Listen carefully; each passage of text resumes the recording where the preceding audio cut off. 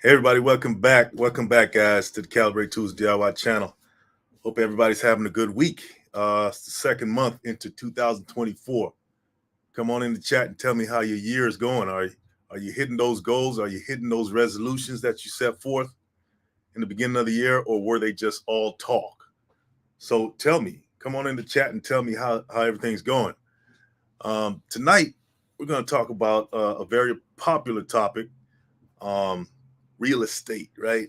Um, Many people have changed their lives dramatically by getting into real estate. Okay, I myself, I'm not a real estate expert, but I've been around a lot of people that are real estate experts, and it's fascinating the amount of opportunity and amount of knowledge that you can uh, gain from getting into the real estate industry, right? Uh, People have changed their whole zip codes just by you know purchasing a property, flipping it, whatever you want to do with it. There's all kinds of ways you can go with real estate, right? Buy and hold, fix and flip, wholesale, all kinds of stuff. I'm sure you guys are familiar with it. It's all over YouTube. The topic is just endless. But tonight we're just going to talk about some of the things, okay, based on my research and based on being around some experts. We're going to talk about some of the things that you should keep in mind, right? Let's just say if you're going to fix and flip something, right? Because a lot of people make money off of that, right? You may not necessarily want to keep the property. You may want to stack some cash up, so you got some rehab skills. You got a team, uh, and team of contractors or something like that, and you just want to go in there and fix it up and make a profit. Absolutely nothing wrong with that. Um, so let's talk about some of the things you should look for in the fix and flip game. Fix and flip. Matter of fact, let me type that in there. This is the term, fix and flip. And by the way, you real estate experts who happen to come across this live, please jump in and let me know. Let us know. What you got to contribute to this, um, because it's an opportunity that a lot of people um, uh, who don't think they have opportunities can get into, right? And really build some generational wealth. Because at the end of the day, it's all about generational wealth. Perry Girl Life Notes, how you doing, Perry Girl?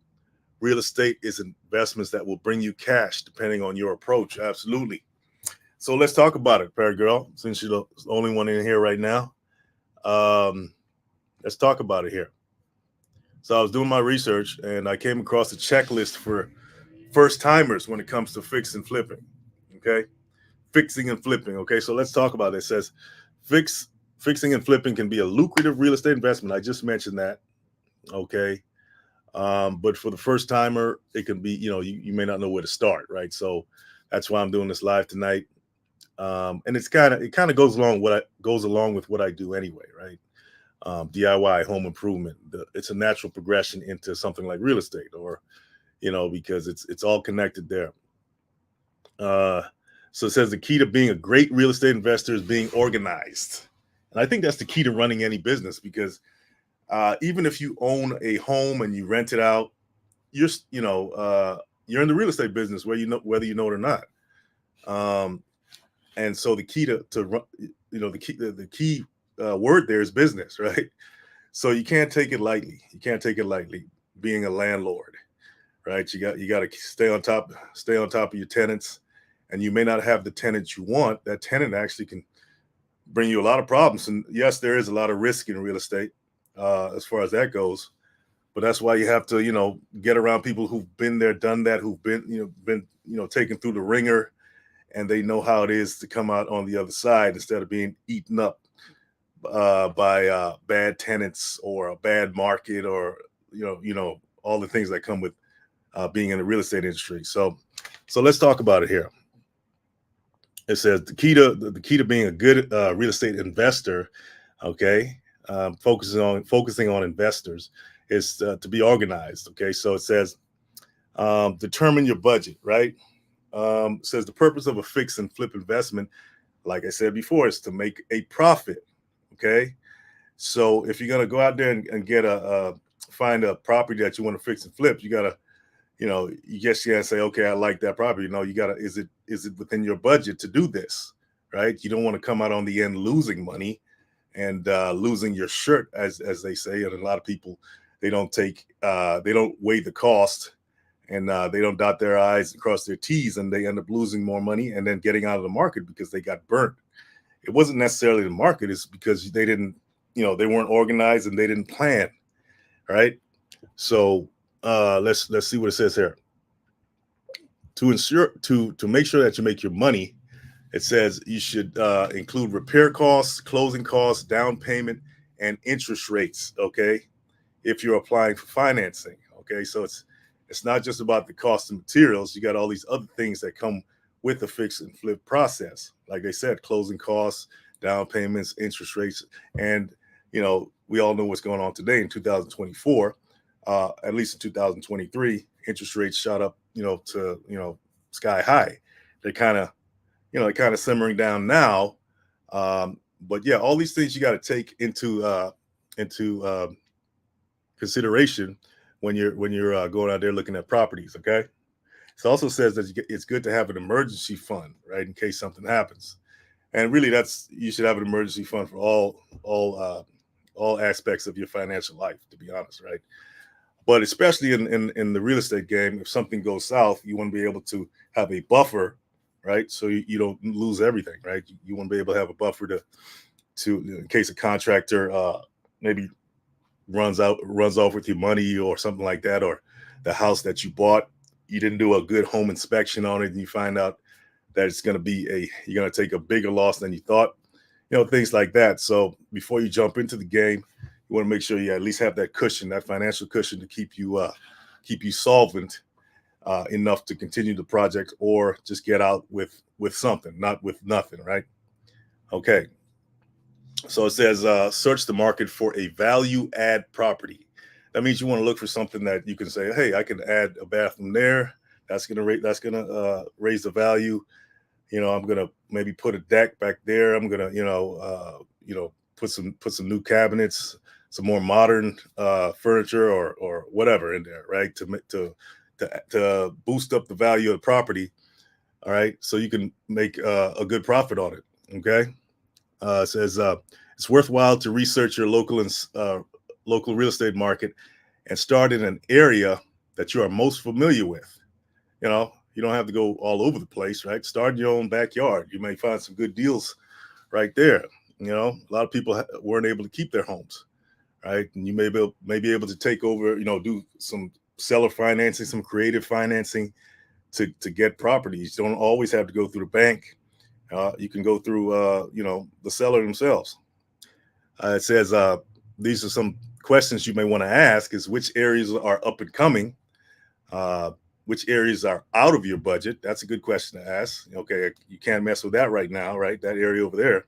Where are the best schools, right? Schools are a big factor. If you got good schools, that usually means you got a good neighborhood. The property values are probably higher. Where is the demand? That's another question you may want to ask. It says, basically the less money that you're willing to shell out, okay, the further away from the city center that you'll find the property. So the further you go out from the city, right, the cheaper the property is going to be. Okay, that's pretty much common sense, right?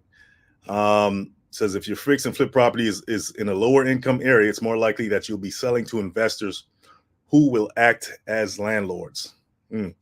This may result in lower profit margins. So all those things, guys, you got to take into consideration if you're looking for a property. Okay.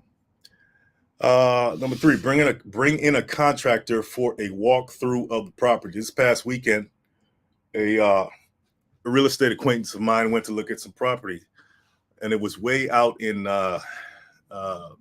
this area called Yucca Valley. Yeah, it was. It's over here in California, and it's, to me, that was the boondocks, right? That's like way out. It looks like you're in a town in Texas or something, like one of those Western, like a town out of one of those Western movies. But it's way out from the city center, and got a chance to look at it. It's a good piece of property though. Definitely needs some repairs, and need some TLC. But yeah, there are opportunities out there. Okay, so if your budget's kind of low, you may want to get away from the city center and something that's more affordable, something where you can get your feet wet and learn. Learn. Okay, so it says bring a contractor when you go for these walkthroughs, which that's almost like bringing a mechanic to look at a new car you bought, right? Or a used car you bought. You want somebody that you can trust to go in there and look at it and say, and kind of, tell you, okay, all the risks and dangers that they spot that you need to take care of before you even think about fixing and flipping, or before you even think about slapping a can of paint on it. You may have plumbing issues, you may have leaks in the roof, you may have all kinds of things. This property I looked at this past weekend, it had it was a 1965. It was built in 1965, and it had an HVAC unit on top of the roof, and the HVAC unit looked corroded, and the area on the roof that was under the HVAC unit, all the shingles were all faded, and that was a sign that the HVAC unit could have been leaking. Inside the home was in the bathroom, the ceilings were all peeling away. The drywall was cracked everywhere. So that's another sign of moisture and possibly mold damage. And by the way, mold, you can have something called dry mold as well, which, where the even though the area is not wet anymore, it's not moist anymore, the moisture's dried up, mold can still be in there, right? So yeah, so that was the shape the bathroom was in. And I'd say that the roof and the bathroom was probably the worst parts of the house. Everything else seemed decent, right? The floors, of course, were needed to be redone as well. But for a 1965 home, it wasn't really that bad. So yeah, you want to bring somebody that can has more experience in the contracting area to look at the property. Somebody you trust, do a walkthrough, make a list, so you can have some idea of what you may be shelling out in terms of money to repair and get the house up to speed and for sale or whatever you want to do with it. Okay, somebody that knows what they're doing, they can look at something right away and tell you, hey, that this is what it's going to cost. This, that, and the others. This is what's going on, and that's what you want to do. Don't just walk in there and think you know what's going on if you don't, right? All right, let's see here. Where am I? Paragraph Life Notes. Where are you? If you screen your tenant and you keep your place nice, you could have one tenant over 25 years. Yeah, absolutely. That's a good deal. That's a good deal. If with the internet today and with like things like Airbnb, you can make way more money off of multiple tenants. Of course, it's going to take it's going to take more work, because you have to, every time somebody leaves, you got to go in there and clean it up. You got more responsibility with an Airbnb or something like that. But if you're doing it purely for a money play, and you're in a good location, you might want to think about having the short-term rentals, right? But yeah, if you just want somebody in there stable, and somebody that's trustworthy, and you're okay with that, maybe a couple $100 cash flow you're getting, if you have a mortgage on it, that's fine too. To each his own, right? But there are options, right? There are options. Organizing budgets, holding expense is imperative, plus contingency. Yeah, absolutely. Paragraph Life Notes, can you elaborate on contingency in the chat? Tell us what that means. Yeah, all this is very important. All this is very important. Okay. So yeah, so once you bring your contractor in, and every, you make a list, you understand that the repairs to get this home or property up to speed is within your budget. Then you want to think about making an offer, right? And not just one offer. You want to make more. You want to make multiple offers, right? That's the name of the game, right? You want to sort of create a competitive environment, right? And that's the name of the game, to get the maximum profit you can get. Okay. So uh, it says it says be prepared to make anywhere between 3 to 30 offers on one property, right? 3 to 30 offers, and it's a numbers game, so don't get discouraged or anything like that when your offers get rejected, right? It's just like anything else. Just keep putting them out there, and you eventually get what you want. But one thing you don't want to do is just settle for something because settle um, and not get when you could have gotten closer to what you want, or even more than what you want. Okay. Um, Next thing you want to do is, if you haven't already, you want to secure the financing for your fix and flip. Okay, so you've accepted an offer, and now you want to finalize the financing of it, so you can move forward. Excuse me, guys. Okay, and there's a couple of routes that you can take when it comes to financing. Right? They have these things called fix and flip private money loans. I know they got private hard money lenders and all of that. Of course, the interest rates on those are going to be higher, right? But if you need money right away and you can't get the money going the traditional route because of whatever reason, they do have these options out there for you to get money, so you can continue with your project. Okay, they're much faster to get, right? They're much faster to get the private money. They don't really require a credit check, according to the research I've done. And then the terms are more flexible. I guess you can maybe negotiate some of the terms better than you would a traditional loan, right, or traditional financing. Okay, so um, once you got your money in order, right, you shored that up. You say, okay, I got my money. This is the interest rate. I can handle this. I can service the debt. All that stuff. Then you want to make sure you get a home inspection, and this is where you can really mess up if you don't do it. Hold on a second. Let me see. Um, Paragraph 11 says usually 3 to 5%. Okay. Okay, of the budget to cover unknowns. That's contingency. Okay, thanks. Appreciate that. Paragraph 11. I appreciate that. Yeah, that's like that. What I said before. You want to have that. It's almost like an emergency fund, or kind of like insurance, just in case something goes south. You're not caught, with your pants down, right? You were prepared, right? So it's good practice to have in all areas, as far as I'm concerned. So yeah. So after you got your money together, you want to get a home inspection. Okay, that's the next step. Okay. Um, I've heard of stories where they bought a property, and they didn't know they had termites, right? And then they found out later, but they already had, and they took a heavy loss because of that. So you want to make sure you get a trusted home inspector, right? A trusted home inspector to go in there and do a thorough inspection to make sure that you're not getting a lemon.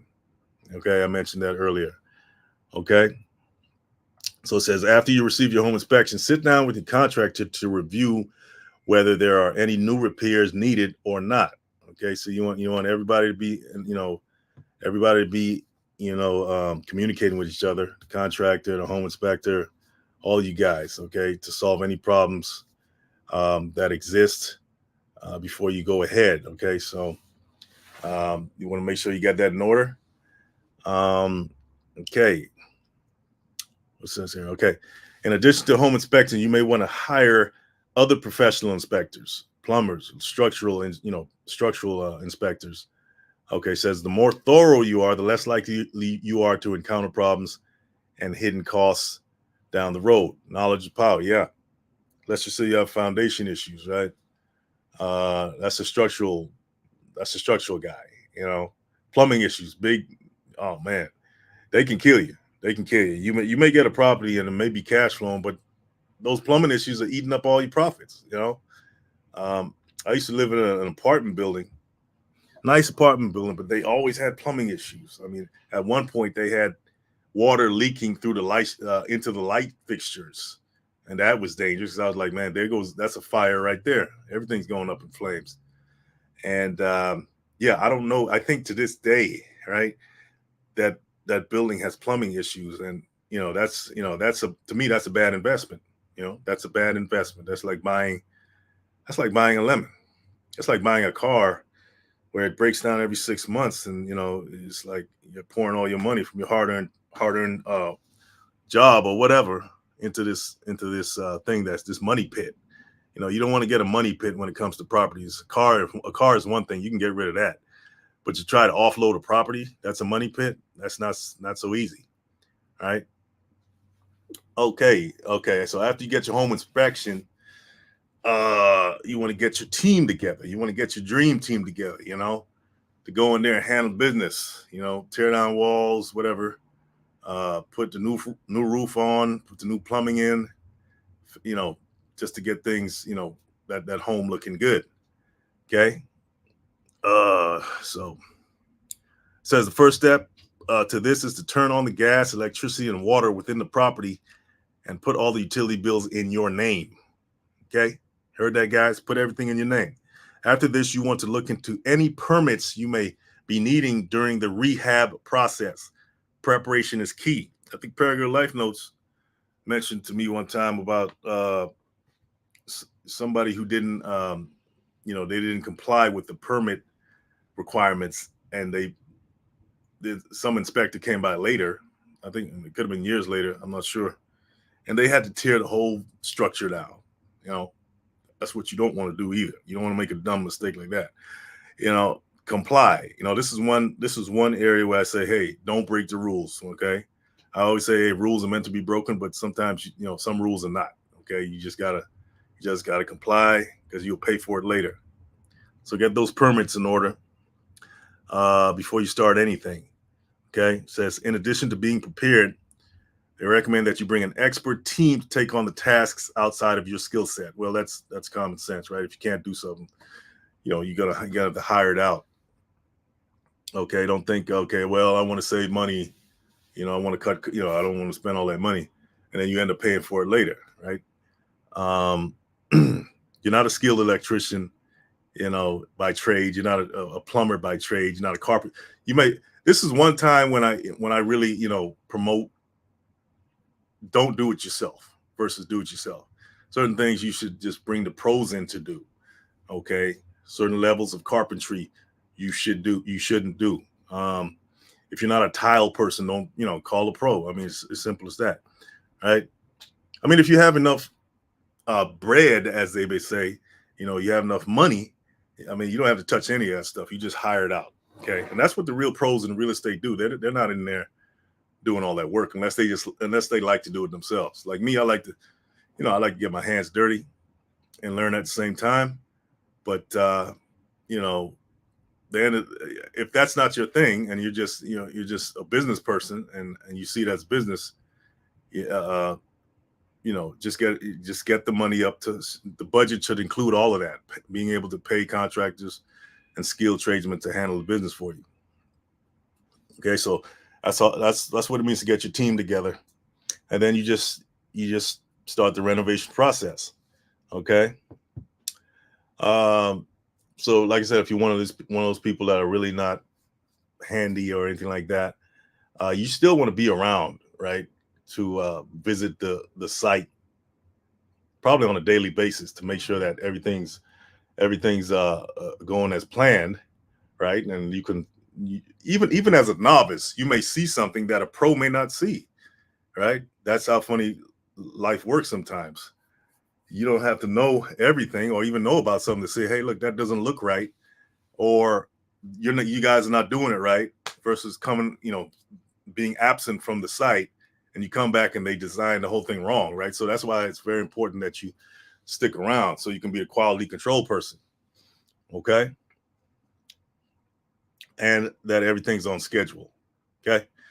So after you do all that, after you finish renovating, then you can list the property. You can list it, right? You can find you a listing agent, quote unquote, real estate agent, or seller's agent to list it, and list it for sale.